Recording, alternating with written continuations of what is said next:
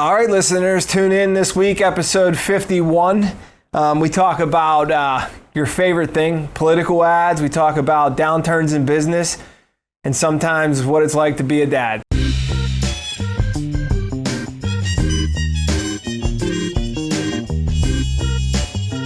You're listening to Between Two Bridges, a business-to-business podcast.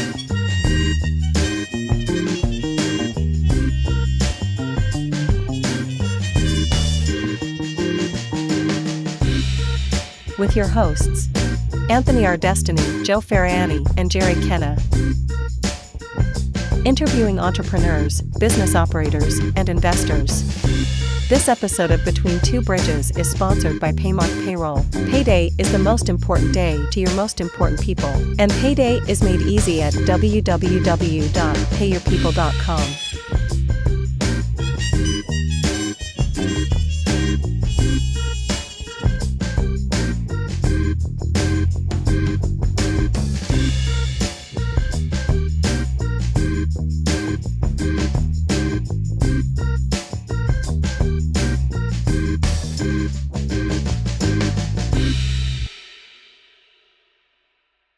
Episode 51, Between Two Bridges. What's up, dude? How's it going, guys? It's almost been a year.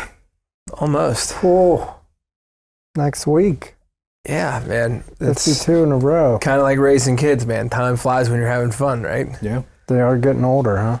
So, you guys hearing anything new on the radio? You guys listen to the radio lately? Just a whole bunch of ads. Ooh, for what? Landmark? No.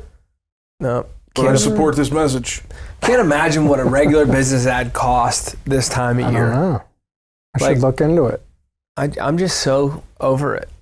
I can't take it anymore. My 6-year-old daughter went to bed the other night and said, "My name's Donald Trump and I support this message." And then laughed, and I'm like, oh my God. Yeah. It's, no, I listen to sports radio, driving around between jobs and stuff, and all I know is Kamala thinks I'm stupid, and Trump's tariffs are going to crush everything. Yeah, and I think that we were talking earlier that the commercials aren't necessarily by the actual candidate. It's these PACs for Trump and PACs for Kamala. So they don't have to be factual. Right. Yeah. Like they tell lies, like blatant fucking lies. And it's both sides. Yeah. They play fast and loose with the truth. I mean, it is like... Yeah, I hear people bought all the fentanyl in China and all kinds I mean, of it's stuff. like... I mean, I'm watching stuff and, like, I'm like, that's not even close to true. Yeah. And I worry that people that aren't paying attention are watching these commercials and thinking, yeah, wow, I didn't know that. And I'm like... Do you think it actually sways undecided voters? Well, I think it sways uneducated voters. Do you think people are actually listening to that and voting based off of it? Yeah, I think that in the presidential election, I think that it's so divisive that people hate Trump and people hate Kamala so much that they listen to that stuff and they buy into it because of their own bias, that they believe it. But I think where it's even more dangerous is not necessarily on the federal level, but the more local stuff, like with McCormick and Casey. Yeah. Because the information about those two is not as readily available. So things like McCormick and his involvement with Chinese fentanyl. Yeah. And living in Connecticut. And yeah, right. And Casey and his history and that kind of stuff, where it's not as easy to find out whether it's true or not. Right. So it's easier to be uneducated. So you listen to those ads, and even somebody like me that, I don't watch the news every day. I've actually gotten to the point where I have a handful of podcasts that I listen to, and I get a lot of my news and current events from them. Some people listening, well, most of our listeners probably understand that because they're listening to a podcast, but some people in the public would think that that's irresponsible. I think that long form podcasts where they're actually interviewing people that are in the public eye that actually have time to articulate their opinions and are, in my opinion, a better source of information like that. But, you know, I consider myself pretty educated in the topic, and there's things that they're talking about even at the McCormick and Casey level that I don't know if it's true or not. So I think that there are more people that are probably quote unquote uneducated when it comes to that level of politics. I think Trump and Kamala, I think at this point, if you don't know which one of them that you're going to vote for, I don't know that there's anything that can help you at this point, because they are so different and there's such a divide. Well, I think something like 19 million people have already voted. Yeah. So like Kamala could steal a car tonight, blood on a knife. Yeah. I think if you're undecided on the federal level, I think your decision right now is, am I voting for Trump or nobody? Or am I voting for Kamala or nobody? Right. I don't see how you could be going back and forth between Kamala and Trump. I think that's like the outcome's the outcome. And I hope that there's not these million stories about there will be all this voter fraud. But to me, the outcome's the outcome. I'm more curious of the big number of how many people come out and vote, because half of all the ads you read and see are major corporations like the NFL on Sunday. Get out and vote. Get out and vote. Get out and vote. You know. What are they saying? Only 69% or something? Well, 69% would be a huge number. Right. I mean, I think like 40% is a hit, like last election. Yeah. Because people think that their vote doesn't matter. Yeah. And what the message like that I see with those people that are saying get out and vote, it's not because your vote does matter or doesn't matter. It's just if you have the right to vote, you should do it. Exercise that right, you know. But this early voting thing to me has become kind of crazy. Yeah. Because it's just, we have the technology now. We should be able to text in a vote. Like, whether it's a text or whether, I mean, so I deal with the IRS a lot, obviously, and to log into the IRS website, you have to do ID me verification, which in order to get an IRS account and an ID me account, you have to take a picture of your driver's license, you have to do a video selfie, you have to confirm your identification. Right. And I'm sure that there's some hacker out there that can beat the system, right? But I'm sure it's very difficult with all of the layers, and then you have to confirm. There's so many different two-factor authentication with the IRS website. You're confirming your email address and your cell phone number, and your ID and all this stuff, even just to get access to the website before you can access your actual tax records. I would think that if we can access our tax records, where I can pull Social Security information, all my income, all that kind of stuff, they should be able to build a system where I can log in from home on election day and vote. Yeah, I think more of that is we are very, we're naive to our own world. But like, I think one of the talking points of previous elections is there's a large contingency in this country that do not have the internet. Yeah, that's true. So why put all that, we're not the problem. It's the rural voters that are the problem. And in the last election and the one in 2016, the rural people are the ones that are changing these things. Because, you know, call a spade a spade. Allegheny County is going to be won by Kamala Harris. It's going to be Democrat. It's going to be blue. And so is Philadelphia. It doesn't change. It's never going to change. So I would agree with you. Probably, definitely Philadelphia. But I would tell you that I would say that I have my doubts. I would say that Allegheny County is probably more of a toss-up, only because it really seems like Harris and Trump are spending a lot of time here. Yeah. And that's got to tell me that their internal polling is telling them that this is not a home run. We're 120 years? Governor of PA's been Democrat. No. Governor? Or mayor of city of Pittsburgh. Mayor of the city of Pittsburgh. Yeah. So our hugest population is from... Yeah, but what was it, 68% of Teamsters are supporting switching, Trump. Yeah. There's a big union contingency here in Allegheny County, and in the city of Pittsburgh. There's. If he wins Pittsburgh, he wins the election. I mean, they say Erie County, but like if he somehow would win Allegheny County. Yeah, I think Allegheny County is going to be huge and from what they're saying, and the reason why they're spending so much time in Pennsylvania is that without Pennsylvania, for Harris, there is no path to 270. Yeah, I read something that in the election of 2016, that Erie County was the swing county in the whole election. Like Erie County, however it goes this election, changes everything. And I'm like, probably because they just figure Allegheny and Philadelphia are just going to go. Yeah, I'm curious to watch it. I mean, to me, it's historic. It's part of our history forever in this country. And, I mean, I'm not going to divulge too much about like how I'm voting or why I vote, but there's some issues that are really close to my heart, that are affecting my family on a daily basis right now, and that's all you can ask for. Yeah. Yeah. But I the don't ads think anybody knows, Joe. The ads are ridiculous. Yeah.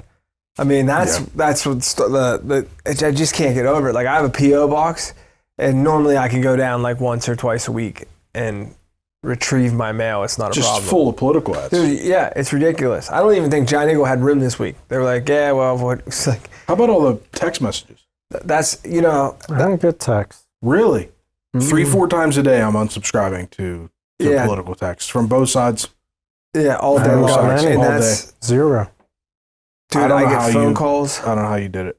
I don't know. Congratulations to you and all your success. No, that's awesome. I had a bonfire with all the ads. I burned in my yard, and it literally filled up the fireplace. So the next election at home, I'm going to build. You ever see like the receipt thing? I try not to give out my phone number. Like when I ask you to sign up for stuff, I rarely give it. Yeah. Or I'll mess up the last number. I think it's for the business, like our delivery phone, our store phone, like they're all cell phones. So I just get pounded, and you can't get. They're even calling me, and I'm like, who are you calling for? They're like, Trump. I'm like, got my vote. Who are you calling for? Harris. I'm like, got my vote. So like whenever they have these polls out there that are like it's neck and neck, I'm like, dude, I'm just screwing them all. Like, So. Yeah, so it's coming. It's interesting. I can't wait for it to be over so that we can get back to regular commercials on TV and I can stop seeing about it. What are those like, though? I was thinking that the other day. I was like, who's buying all these ads when this is over? I don't know. Like all the pharmaceutical companies. Yeah, we'll go back to seeing Cialis commercials. Or yeah. Pills and alcohol. Yeah. Yeah, it's crazy because like, a lot of businesses that are big business, they're not invested in TV ads. TV ads are a thing of the past. Yeah. Well, what do you still watch on live TV besides? Sports. I watch football. Other than that, we stream everything. I stream everything, but I'll use like Paramount Plus for football. That's technically live, but I'm still using an app. Yeah. Which is crazy because to watch all 4 games every week, you need Prime, Peacock, ESPN. Yeah. Yeah, how about they streamed a Monday Night Football game on ESPN+. So you're paying just as much for cable. Right, and even if you have cable, just cable in general, on Sunday, there's 2 games at 1 game at 4, and 1 game at 8. So you're only do like the Monday night doubleheaders. Yeah, if you can watch them. That's a good. Yeah, well. Yeah, if you can watch them. So that was a question I had. And who played on the ESPN Plus game? The Chargers and Cardinals. Yeah. So the people in their local... No, they get it. They got it on their local channel, right? Like even Steelers, if they play Thursday Night Prime, it'll be on 11. Oh, really? Yeah. Okay. But that's also a problem if you're just relying on streaming. Sometimes what will happen is you're like, I want to watch a Steeler game on your streaming app. Well, it could be blacked out in your local market because they want you to go back to your local affiliate to watch the game. So they have it all figured out. And for us, like we're saying, TV's dead. There's no way they're spending all that money on TV ads if there's not a large contingency of this country that are still watching cable. Boomers. And they all know who they're voting for. They've been voting the same side of the aisle for the last 70 years. Can you still pick just a party? Yeah. Can you just it's the easiest way vote straight party line? Straight party. So those are the statistics I want to really look at. Like that's the stuff that I enjoy about after the election. It's like how many people did just vote straight party? You know, how many people didn't vote straight party? There's so many analytics that are going to come out of this. Yeah. And you're going to be able to see what people really care about. I don't think I've ever done that. And I didn't even know you still could just voted straight party line. Yeah, I have never done it either. I've always just gone through them all. I just vote for my friends. Yeah. People I know, you know. Yeah. I'm going to write in Joe Ferrani for president. Man. I've already had 2 terms as president. Had 7 terms. Junior, senior year. I think I've said it on here before, but when Trump lost the last election, Sarah and I stayed up late to like kind of follow along. And I said, well, babe, I'm going to go to bed. I said, 2-term presidency, hardest thing to do in the world. I said, I've accomplished it. Trump didn't. I think she might have said something like, fuck you. And I like went to bed. So. Yeah. Other than that, man, how's business, Joe? The dry cleaners, we're humming along. Yeah? Yeah. Manufacturing, not so much. I'm taking solace in the fact that everybody I talk to that's like in a manufacturing or like in construction, things are slowing down. Yeah. You're getting that pre-election, like residential construction, no, that's always going to be there. Jobs do change though. Like people aren't doing like $180,000 renovations right now because the people that can afford that are like invested in the market. They're paying attention to what's going on. Like your bathroom remodel for $5,000-$6,000, that's always going to happen. Necessity construction is going to happen. But one of the things with our product that we manufacture is in like large scale format, like hospital reconstruction. Like they're going and buying, hundreds and hundreds of feet of this ductwork to go into an old building to renovate it. And I think that if you're doing that project right now, you kind of have your druthers. Like getting into business right now. How long have you had that business? 2 years. So I wasn't through the last election cycle. I talked to our production guy, and he said that every time there's an election, it goes down. It goes down, yeah. Interesting. So that happens in a lot of businesses, and I'm experiencing that with a lot of my clients. And I would even say that there's some clients that are in residential. Now, I would agree with you. My residential contractors that I work with that are dealing with the smaller jobs, the small, like kitchen, bathroom remodels, they're still busy. They're still booked out. The guys that are doing major renovation, major construction stuff, they're slow right now. I've got one client that does. He's a sub. I'm not going to say what his company is and what he does, but he's a sub that works primarily in new construction, and his schedule's sparse right now. Yeah, you figure everything that goes out for bid, right? Like major construction, like nobody's sending out bid work right now. Like they're not putting out for new bids. Yeah, there's a lot of uncertainty right now, and we've been talking about that, and we've been using that word for a while now. 50 episodes. Because of rates and because of the economy and this and that. But right now, rates have come down a little bit, a couple times. Yeah, they did, yeah. They're supposed to come down again, maybe next week or the week after. Yeah. So that could help. But with the election, nobody knows what's going to really happen. The 2 candidates have very different plans on how to handle the economic issues that we're dealing with right now. So I think a lot of people are just kind of sitting tight on money and waiting for that election day to kind of make a decision on where to go from here. And that's not just now. That's traditionally the way it's always been. Like I've heard it for like years. It happens. Like if you know rates are coming down and you're putting together this big project, if they're going to come down a little bit in the next 6 months, and if you're picking a candidate that's going to help that rate go down, then you just hold tight for a month or two, and you'll know know your answer. Yeah. Especially they have very different outlooks on how to handle tax law. the tax rates, and that's going to impact, whether or not, some of these people that are sitting on investment properties that maybe they're thinking about selling, maybe I wait to sell them, or you could see that maybe if Harris wins in November, you might see some properties that go up for sale in November. Like, I got to get rid of these now, Right. Because if I'm holding them when capital gains tax rates go up or things like that, it could be time. It could cost me more money to be holding them whenever that goes into effect. So there's a lot of things that are going to happen in the economy over the next couple of months that are all going to be related to how the election turns out. Regardless of the election turning out, how many times do you think we'll see President Biden speak publicly from election day until the time that he walks? I haven't heard his name in months. Yeah, I've heard his name. Yeah, I've heard his name, but I haven't. Have you seen him on TV? No. I saw one clip where he was out campaigning, and a guy in the front row had a Trump hat on.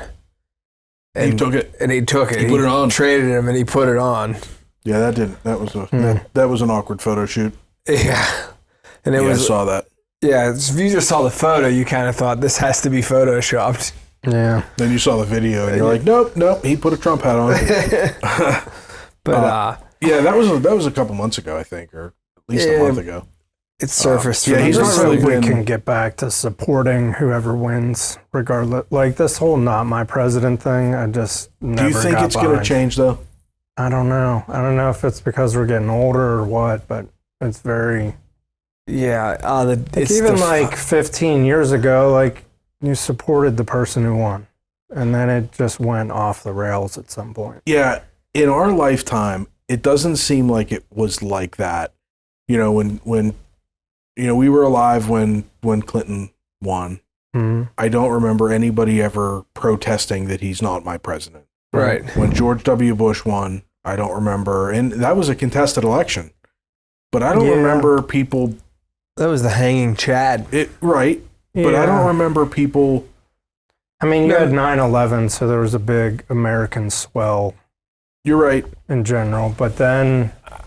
But when Obama won, I don't remember that really too much. He's not my president. Right. Everybody kind of just. Yeah. He's the president, and he won twice. Right. And it didn't really seem to happen until Trump won. Mm-hmm. And then we spent 4 years talking about Russian collusion. Oh, yeah. The hoax. And then in 2020. What did he say on Schultz? He said, I got a lawsuit against Pulitzer. 2020 was a disaster. What's that? 2020 was a disaster. 2020 was a disaster, but then after 2020, there was a law. We talked a lot about election interference and not being in a legitimate election, and then the January 6th thing. And yeah, that's pretty much where I stand, like, on the whole thing. Like, you're going to have to get behind whoever wins. I just hope that it's a fair election. Like, I hope that the general population walks out of there and thinks, like, you now have this, I don't want to call it an excuse, but there's a doubt there of this being legitimate. And there'll be videos of people screaming at the other ballot countries box. where they just flat out steal the election. Right. Say deal with it. Or kill the winner. Yeah. Yeah. So yeah, I hope that we can, you're right, say it's a fair election. Mm. I hope that we can just say, okay, they won. Can we all just work together and try to fix the mess that we're dealing with, whoever's in charge? But the other thing, too, is that I think that too often, and I see it all the time, is that people focus too much about who is living in the White House and blame their problems on who's living in the White House. Right. Yes. And we've dealt with this for the last 8 years. But they won't go vote for their local council. Right. They have, exactly. No, and you can see it on voter turnout on election days. We'll have a pretty big, we're going to have, even though it may only be 40 or 50%, if we get 40 or 50% on this election day. The next election day, when it's just local, it'll be 10%. We'll get 10. Yeah, so I live close enough to my polling place when I was in Oakmont. They print the printout for the turnout, you know? And like presidential election, there'd be like 1,000 people that would go vote. On a regular primary election for like... It's like 200. Dude, it would literally be like 111 people. Yeah. Wow. So it's 10%, you know?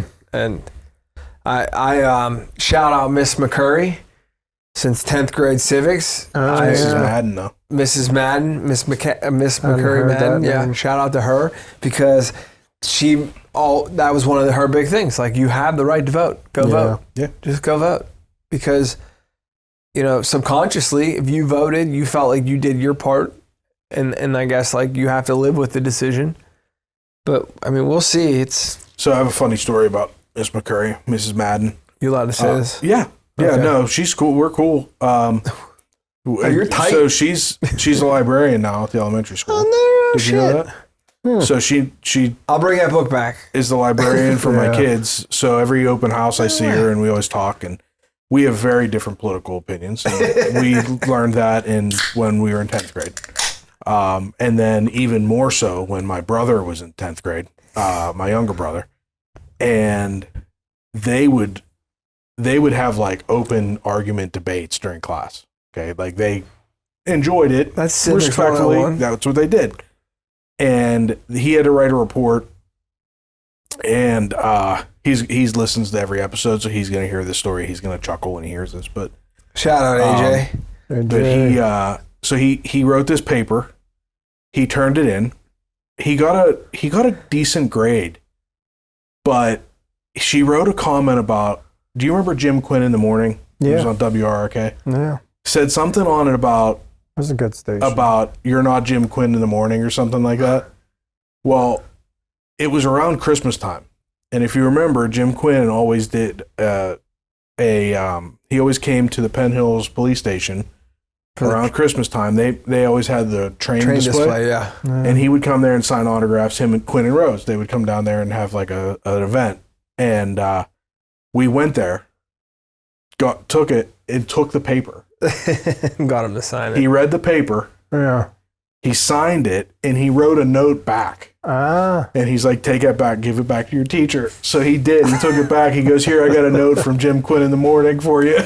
Nice. Did it say vote Trump? This was quite a few years ago, but yeah. Got a note back from Jim Quinn. So what are you going to do with the manufacturing thing, man? You just ride it. You got to ride it out, man. Yeah. It's tough. I mean, it's... I don't know. It's strange because I did some things in the dry cleaning business. Yeah. Because I had the money from the manufacturing business, right? Okay. So like I made some moves that a traditional dry cleaner couldn't have just made without that money. It allowed you to make the moves. The delivery switch?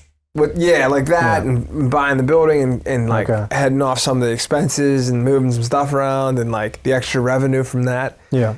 But like one of the things that made me feel so confident about making that move, right, is I didn't need every penny from the dry cleaners. Okay. To sustain the dry cleaning business. Like I thought that I had time to ramp the dry cleaners back up from making that move, right? Yeah. I thought I had a couple months to get the lockers going and gear up. It's put some pressure on that now. And what's funny is like part of me is stressed, right? You're always, when you lose revenue and you lose that kind of money, you're stressed out. But in the back of my mind, I'm like, this is a good thing. Like I like to go get it. Like I want to be able to go chase it again. So like I'm doing some things that necessarily I wouldn't be doing before, and like I'm fine with it. So like, I mean, I feel like you have, I don't know the ins and outs, but you have low overhead for that business, right? For the dry or for the flex, yeah. I mean, just as a building, I would assume. Yeah, the building that I have one employee, and what the killer is it wouldn't even have been bad, but we placed a $45,000 wire order a week before shit hit the fan with our biggest distributor. Yeah. Like, so we bought and paid for it. So like all my raw materials are in house. Okay. So like, but like you just got to wait it out at this point, you know? So I told the guy at the shop, I said, look, stop making product, like start buttoning up for winter time, because we never had time to do that kind of stuff. So like insulate your workspace, make sure you got a good, comfortable situation, keep yourself busy. You still have a job here, you know, like, and then you just start looking and like what I think that time's going to tell more than anything. It can't just close a business because you have a bad month, right? You got to ride it out. I mean, you almost got to ride it out for a year. Do you cold call or have you? Well, that's one of the things I thought of, because we're direct to distributor. Yeah. So maybe that changes, you know, maybe that's part of why I did what I did. Maybe I'll have some free time and now I'm a salesman, you know, because it's always nice to have a business that just makes money and you don't have to worry about it. But Sure. I think that I've been very fortunate in business that I haven't had, like, all I had to do was put my head down and grind, and then work came. And like, I'm in a very comfortable spot right now because the work came. But also sometimes you feel guilty. You're like, you know, I got all this business and I'm not doing anything to get it. I'm just working. So like the nuance of it to me is exciting, you know, like back to the rat wheel, Back to the grind, you know, and figure it out. Sometimes you have to have that pressure to be able to learn how bad it can be, and then to figure out what you got to do to fix it. Yeah, and I've said it on here a bunch. Like we had months during COVID that we didn't make a dime, and we spent, you know, 20, 30,000 to get through that month. So like, the business doesn't need as much. You just start shrinking your personal end of it. You know what I mean? Like your takes. Like it's. You don't look at new vehicles. You're driving the vehicles you have. You know, that's right. You're not looking to invest in new properties. You're worried about the shit that you have. You know, you have to start looking within yourself and within your business and figure out, you know, sometimes when things are great, you start to overlook things that aren't running necessarily the way they should. You know, in my businesses, whenever the bank accounts are flush, you know, I'm really guilty of it right after tax season, right? Because we have all that revenue come in, so there's plenty of money in the account, right? So things that are, you know, the processes that aren't perfect, you know, even down to me sending out bills on a timely manner, it's like, I'll get to it, you know, the money's in the account, I'm okay. Sending out bills now. Right? But whenever things are tight, you start looking and you're like, you know, what am I wasting my money on? You know, where can I cut corners? What can I be more efficient with? Where am I being wasteful? Where can I increase revenue? You have to have that reset every once in a while to look at your business and actually take a step back and go, okay, something's broken. Now I need to fix it. How do I fix it? And how do I fix it right so that this doesn't happen again? And, you know, I'm in the middle of that because it was self-inflicted here, partly because the revenue from my firm is directly impacted by the success or struggles of the clients, right? So if my clients are struggling financially, bills get paid slower, right? Yeah. So if I have a client that's in a tough spot because of economics or because of their own financial mishaps or whatever it may be, that directly impacts my revenue. So then I have to decide, how do I navigate that? How long do I keep this going where I'm spending money on my staff doing work for them, or me doing work for them when there's no money coming in? Right. And then, you know, I've got these other projects going on. I have 2 houses that I'm just wrapping up, so I'm spending money on that. Obviously, new office, renovated that. So yeah, that's part of my problem right now. Like, so I moved my company, and there was a lot of expenditures during that time, and that, like, I knew that when I was moving, I'm going to save money, right? Like, but like, you don't save what you spent in 1 month. No. So you got to keep telling yourself, like, okay, I nip, like, if I have an extra 2,000 this month and I can do an extra, you know, you start nipping at this, like, you talked about debt snowball. It's the same thing. It's just with a business. But what this forces, going through these tough times, what it forces you to do is take a step back from your business or from your daily rat race. You're being in the weeds and just doing your day-to-day work. Like I'll call you, what are you doing? I'm pressing farts out of sheets. Or for me, I'm sitting there booking journal entries or reconciling bank accounts or whatever I'm doing a tax return. It forces me to take a step back from that and say, I need to push this back for a minute. And I need to look at what is going on in my business. So I have this person working on this, and this. We're using this software. We're doing this process. This isn't working. This could work better, faster, more efficiently. What can we do to get things done faster?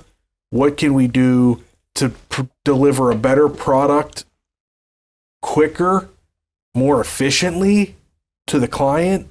Maybe spending less money, whether it's on labor, whether it's on software, that I can then maybe perhaps charge more for because it's a better product. How can I improve the systems here, but the product or service that I'm delivering so that the difference between my revenue and my cost is greater, so that I can get my company in a better position so that if I get myself into a situation where I have 2 houses I'm flipping and an office renovation or whatever the hell I get myself into because we never sit still, whatever I get myself into next October, that the company is not going to get itself, I'm not going to get my company into a situation where I'm like, oof, starting to sweat and I'm starting to have to like remind clients to pay their bill because I got to make sure that I can cover payroll.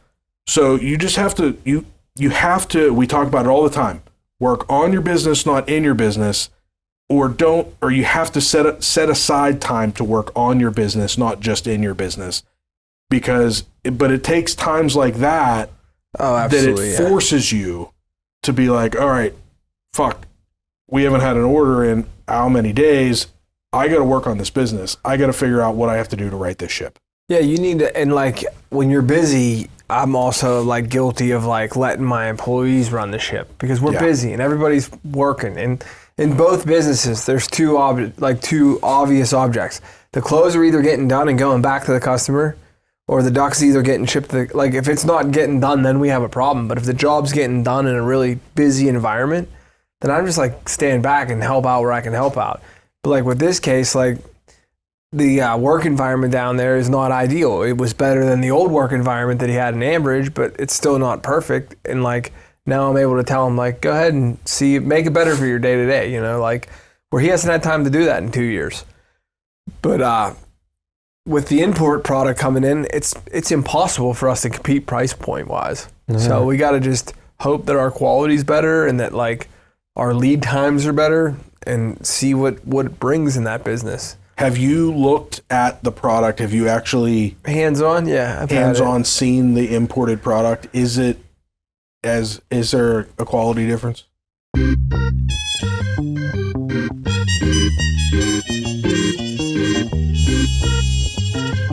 And now a brief word from our sponsor. This episode of Between Two Bridges is sponsored by Paymark Payroll. Are you tired of spending countless hours juggling payroll calculations, tax filings, and compliance regulations? Well, say goodbye to that chore and let Paymark Payroll take the burden off your shoulders. With our secure online portal, you can access your business information from any internet location, even your phone. Employees will love the ability to receive direct deposits, and they can access all their pay stubs, tax forms, and information through their own portal. Focus on growing your business while we take care of the rest. With top-notch customer support, we're always here to assist you with anything, at any time. Don't let payroll stress hold you back. Choose Paymark Payroll and experience the freedom to thrive. Contact us at payyourpeople.com for a personalized consultation and a demonstration of our powerful payroll solutions and see how Paymark Payroll can better your workflow. That's payyourpeople.com. Join the growing list of satisfied businesses that have embraced the convenience and efficiency of Paymark. Payday made easy. Your business deserves nothing less than the best, and that's exactly what Paymark Payroll delivers. Now back to the show.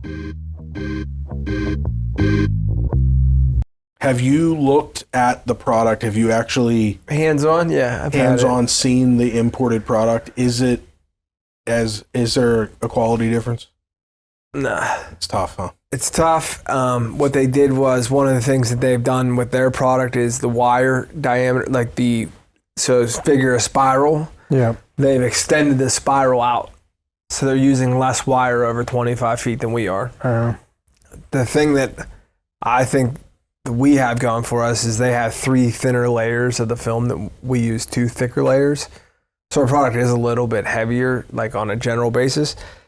But the freight cost is where their biggest cost is. You know, ours is material and labor.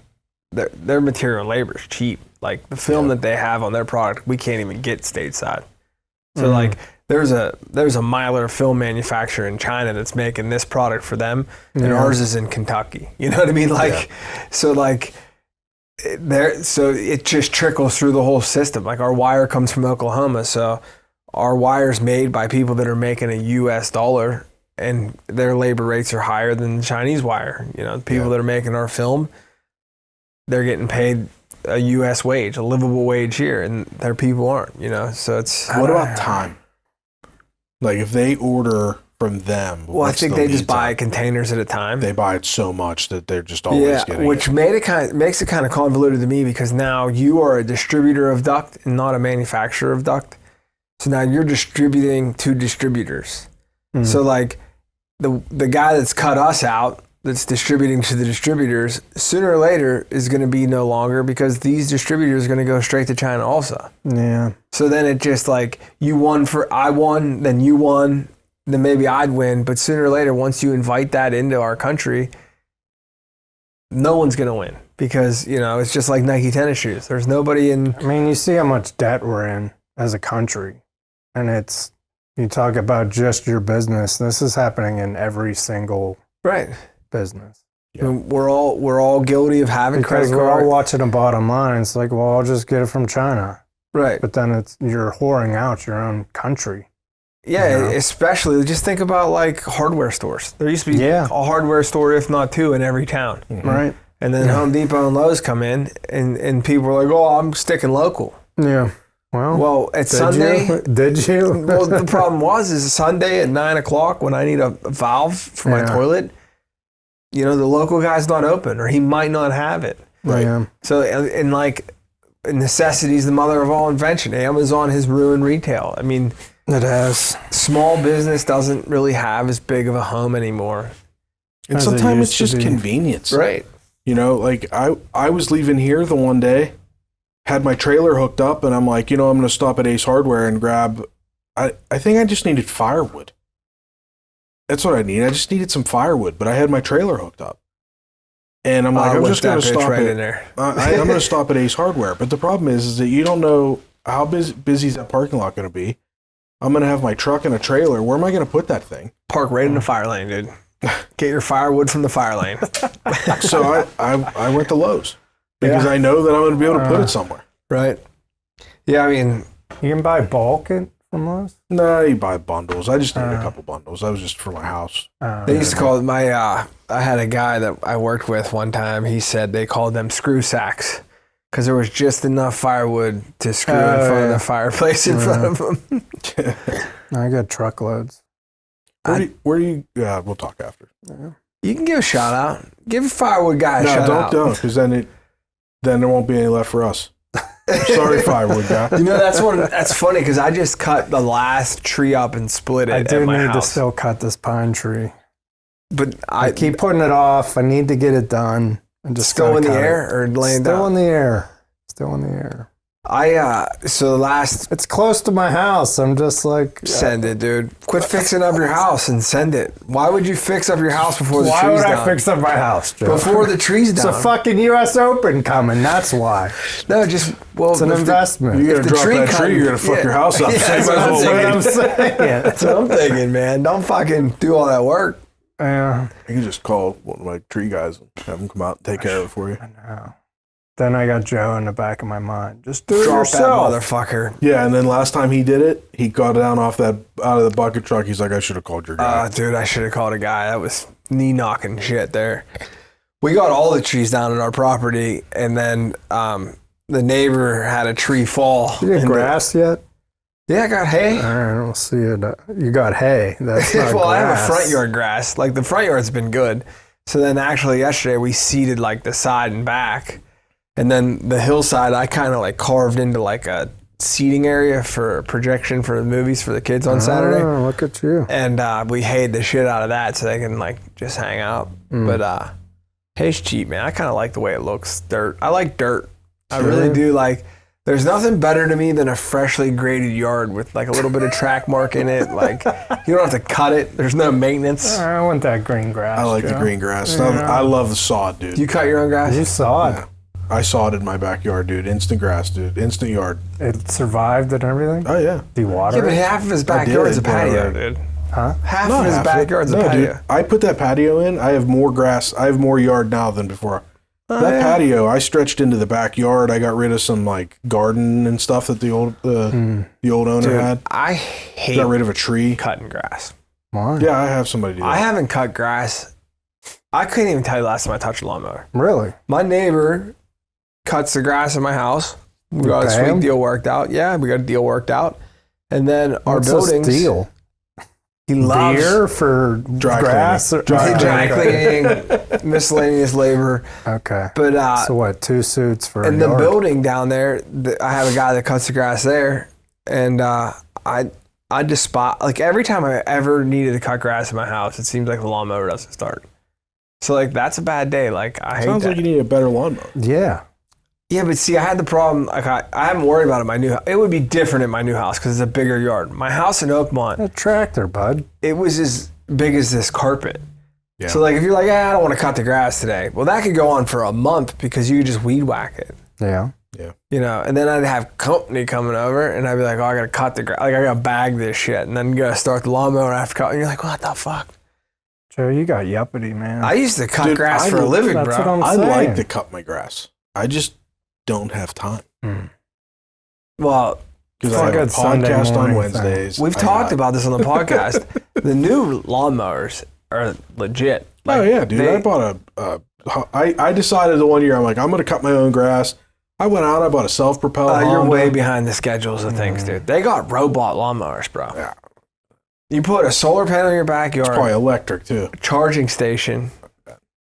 Yeah, they should have solar on top of the thing. Dude, Jerry's fucking blender at home's not even electric. He has No, a dude, 5 gas horsepower powered. prison fucking blender, bro. My fucking smoothie, dude. Smells like diesel. diesel smoothies. Oh, it's like you're on the boat in Margaritaville behind the crab boat. So how is the new building, Jerry? You settled in? No, No. I'm here. My sign's up. Is No, I it? didn't see it. Yeah, sign's dark. up. I was looking at the empty sign. Yeah, that's going in the end of the week, Friday or Monday, and then but the sign on the building's up. We have to run power to it. Electricians come to run power to it, but signs mounted to the wall. That makes it official. So it's official, and so that's exciting. Get Mitch out here with a billboard, huh? Yeah, might be in the works already, buddy. Oh.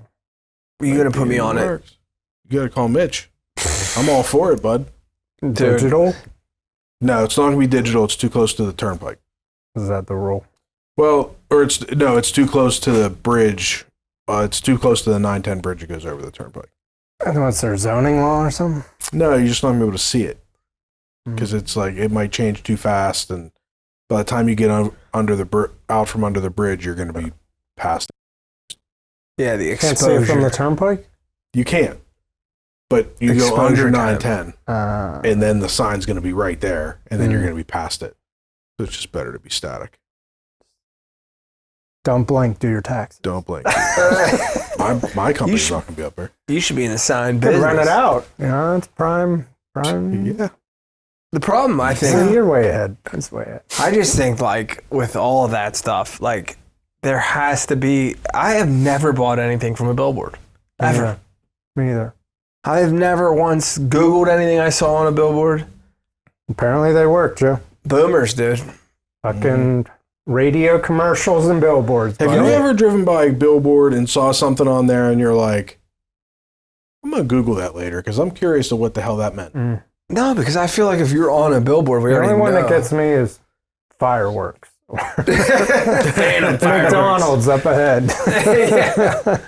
So those McDonald's billboards get you, bro. I mean, if you're driving down the highway, don't you pay attention to the rest stops and whatnot? Oh, yeah, you're always looking at the little signs. Yeah. I remember the one that would get me all the time was Orange Julius. Oh. Dairy Queen. Are they still open? I've never had anything from there. From an orange Dairy Queen? Dairy Queen, yeah. Orange Julius. Like you've never had an Orange Julius? I've never had an Orange Julius. Dude, the only place around here used to be Ross Park Mall, right? Do they still have one? No, definitely not there. I haven't been there in years. I like one. I want to look it up now. Look it up. You're on your phone. Look it up. Orange Julius still around? I heard that it's just like sugar. Well, it's like they froth the ice with like Sprite and orange juice. It's got to be more than that. They had like this. They had their own fucking syrup thing. Man, that was a long time ago. Orange Julius. China got it. China bought it. Yeah. They'll bring it back. They'll be $100 a glass. Let's see where the closest one to here is. Oh, they're still in business. Yeah, there's still a website, orangejulius.com. There's one in Verona Road. What? What? That's Penny Hills. 4237 Verona Road. That's the Dairy Queen. No, it's up by... Where's there a Dairy Queen on Verona Road? No, that's Frankstown, that's Frankstown Road. Go like past Sandy Creek. This is like epic conversation. I don't know how our listeners... Their stocks, I'm going to invest in them. There you go. They're going through the moon tomorrow. I wouldn't. How's GameStop doing? I don't know, man. I haven't paid attention to the market at all. At all. A market guy? Huh? You don't invest? I do invest, but it's like pennies. You know what I mean? Like not Robinhood? Yeah, it's okay. GameStop's at $20.54. So it's gone nowhere. Pretty much. Since episode 46. Right. Where's let's see where AMC is. I think I sold mine. I got out 424. You got out on 424? 424 is where it's at. I think I sold mine. What's the last movie you went to, Joe? I couldn't even tell you. Damn. And take the kids to one? Nothing? Well, my wife took the kids to like Despicable Me, but I haven't gone to a movie theater. Me and Sarah have been together 9-10 years now. Never took her to a movie? Yeah, we went to a movie like, first date kind of thing. Yeah. I couldn't even tell you the name of the movie. You don't remember where you went? I might have fallen asleep. No, I never went on a first date. Yeah, it was the first time when I met her at a bar. That's what I remember. I met her at Vinny's in Oakmont. Okay. And she was going through a breakup. And the Steelers, I think. You're 9-year rebound, Joe. Look at you. Dude, there was no rebound. I think she moved out that day. Wow. Oh, wow. That's how awesome I was. Yeah. She's like, I just need this guy in my life. Dennis Rodman over here. But we talked, and at the time, I didn't do much oddball eating. I ate the same shit chicken all the tenders. time. Yeah, what's your go-to, Joe? I feel like you're Single Joe was peanut butter and jelly. Permane Brothers sandwich. Every day. Or Tony's Pizza Rolls at home. If I was cooking at home, it was you went Tony's Pizza Rolls. Just rolling. So breakfast, lunch, and dinner. You're just miking it. So I had a friend 2 weeks before I met Sarah that was like, you need to eat this stuff. It's called sushi, bro. I'm like, I'll fuck with some sushi. He's like, dude, it's like lunch meat of the sea, bro. Lunch meat of the sea. I'm like, all right, let's go. So we go.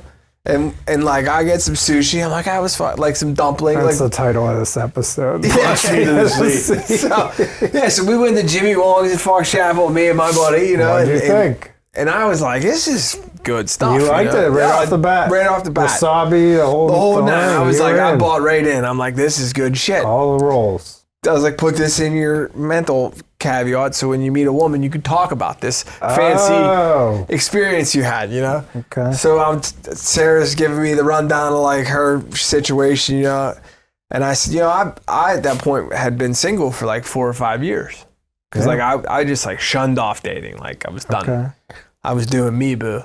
And I told my mom that I was gonna start dating again. So when I met Sarah, we were just kind of shooting the shit, and I was like, hey, I was like, I really don't go out and eat by myself.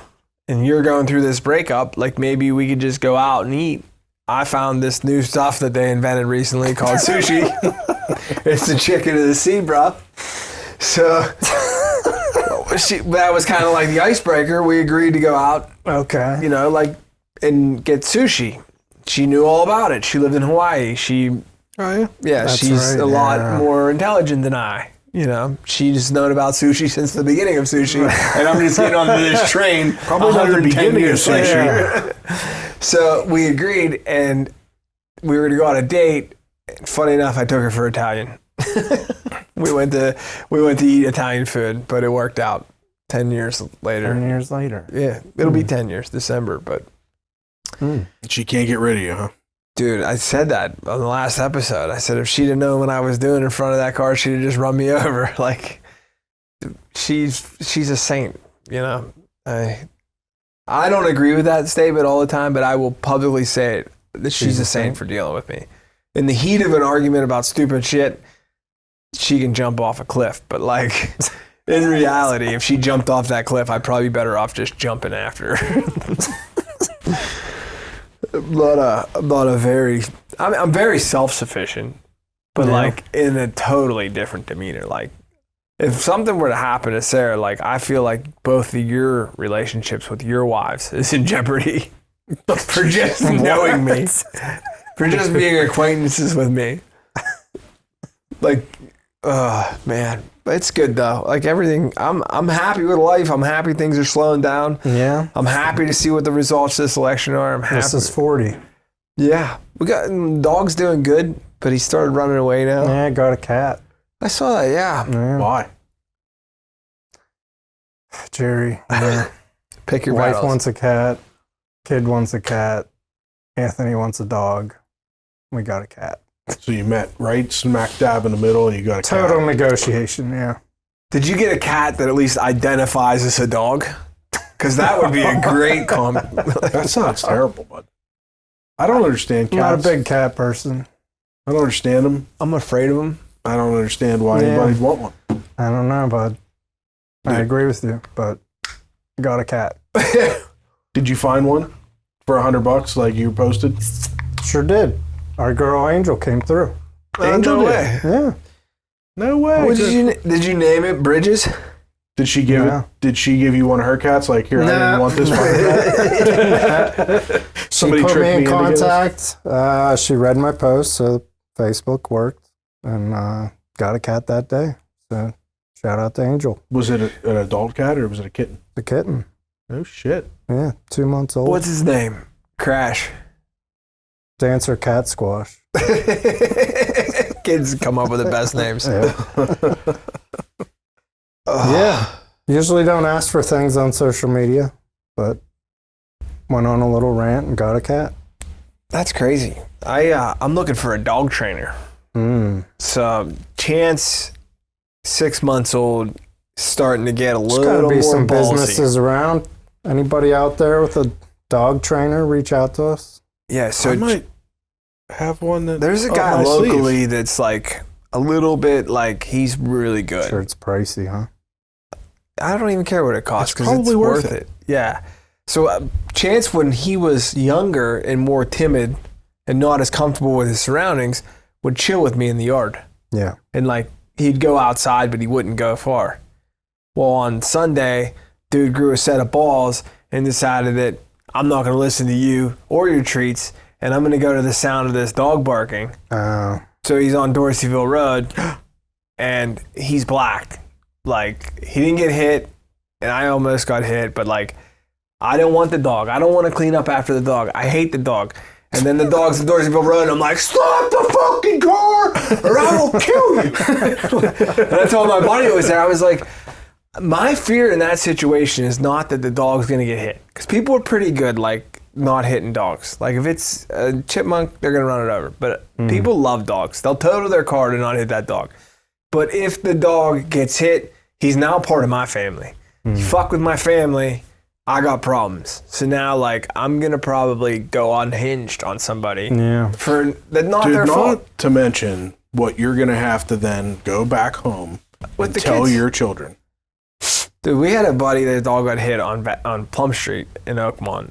And, like, the dog's eyeballs hanging out of its head. Like, it lived. But, like, it just was a bad situation. Yeah. You know, like, I don't know. No, I bought a dog 18 months ago. Oh, yeah? Got hit by a car. No buddy. shit. They didn't even stop. So if you're out there, I hope karma gets you. fucked up, Yeah. man. Yeah. How old was your Arlo? 2. Said the dog had to go home. So he was young enough to not ask a ton of questions. That's terrible. Yeah, I guess don't. I'll find out if he listens. 20 years from now.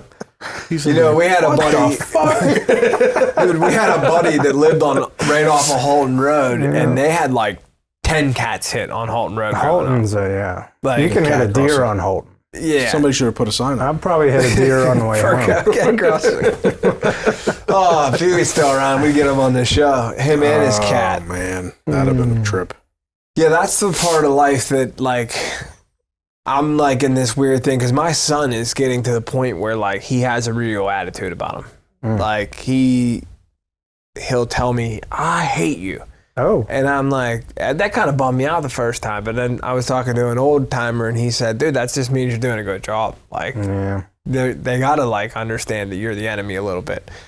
But there's a switch inside of me that when he talks, like, he can say it to me, and I'm like, you know what, just keep going to your room. I don't even want to hear it. Yeah. But when he says it to Sarah, Oh.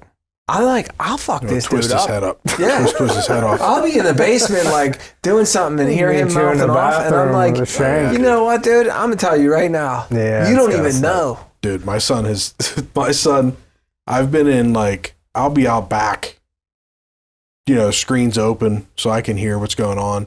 And I'll hear him in there mouthing off, and I'll hear him go at Amber. He's seen me come in that door and come. Yeah. Next thing you know, he's skipping 4 steps at a time, heading to his room because he knows Dad's coming. And I'm like, you better.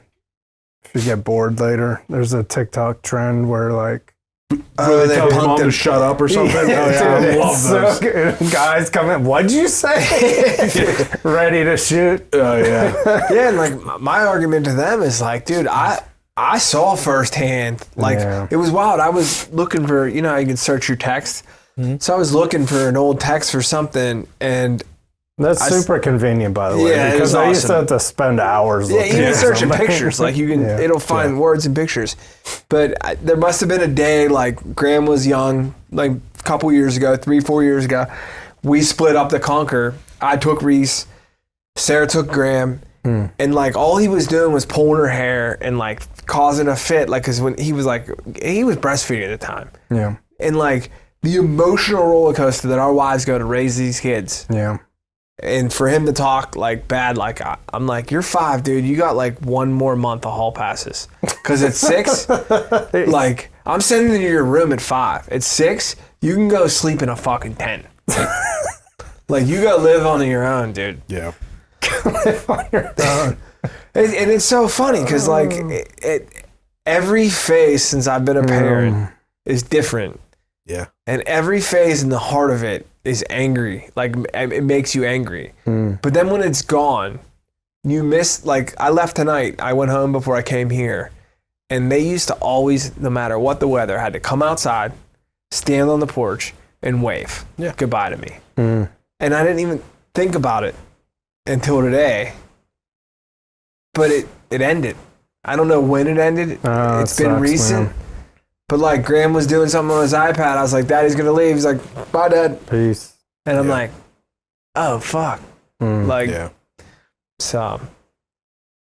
Well, on that boys. note, Well, yeah, this will come out. We'll see. We'll be trick or treating right after this comes out. Yeah. We got a guest next week. Yeah, I'm excited for that. I'm excited to meet with him. I haven't seen him in quite some time. He's going to have an interesting story. We talked in a text about him. We're not going to spoil anything, but It's Elon Musk. yeah, it's If Elon. you must know. You know, we're old friends. But I had no idea about his history and what he did, what he was into. So I'm excited to hear more about it, and I think it's going to be an interesting episode. So I'm looking forward to that. Plus, it's our 1 year. It's our 1 year 52nd episode. We'll need a cake, I guess, huh? Yeah, we'll need a cake. Ice cream cake, orange Julius on the Just side. melt all over our table. I'll stop. So my question is, or did I tell you? Elon got back to me. No. Dude, he said, tell Jerry I'd love to come do a show, But you got to buy a Tesla. but I'm too busy driving my cute Tesla. It's quick. Hit it, Joe. Thanks, guys. Thank you for listening to Between Two Bridges, a business-to-business podcast. Find and follow us on your preferred podcast streaming platform. Like and subscribe, and leave us a rating and review. You can join us socially on Facebook, Instagram, TikTok, and Twitter. Yes, we still call it Twitter.